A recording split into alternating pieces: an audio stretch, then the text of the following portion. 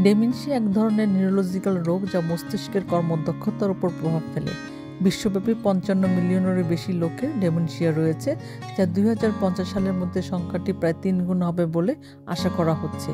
৬৫ বছরের বেশি বয়সের একজন ব্যক্তির ঝুঁকি অ্যালজাইমার ডিজিজ অথবা ভাস্কুলার ডেমেনশিয়া প্রায় ২০ জনের মধ্যে একজনের সাথে বসবাস করে। ডেমেনশিয়া ৬৫ বছর বয়সের আগে এটি বিকাশ করে। এটি ইয়াং অনসেট ডেমেনশিয়া নামেও পরিচিত।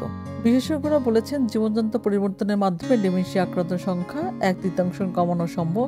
বিশ্ব স্বাস্থ্য সংস্থা ডেমেনশিয়া ঝুঁকি এড়ানোর উপর নিয়ে প্রথমবারের মতো একটা নির্দেশিকা প্রকাশ করেছে। ডেমেনশিয়া ঝুঁকি কমানোর ১৫টি উপায়: ব্লাড প্রেশারের উপর নজর রাখা, কোলেস্টেরলের মাত্রা নিয়ন্ত্রণ রাখা, সুগার রেঞ্জ নিয়ন্ত্রণ, ব্যায়াম, পুষ্টিকর সুষম খাদ্য খাওয়া, কম পরিশোধিত কার্বোহাইড্রেট গ্রহণ করুন, ধূমপান এড়িয়ে চলুন, মানসিক স্বাস্থ্যের যত্ন, সামাজিকভাবে সংযুক্ত, অ্যালকোহল ব্যবহার, স্বাস্থ্যকর ঘুমের ধরন বজায় রাখা, শখকে চ্যালেঞ্জ করা, শ্রবণশক্তি রক্ষা করা। ডেমেনশিয়া রোগীদের জন্য মেডিটেশনের মতো ক্রিয়াকলাপও তাদের মস্তিষ্ক স্বাস্থ্যের অবস্থার উন্নতি করে। মাথার আঘাত প্রতিরোধ,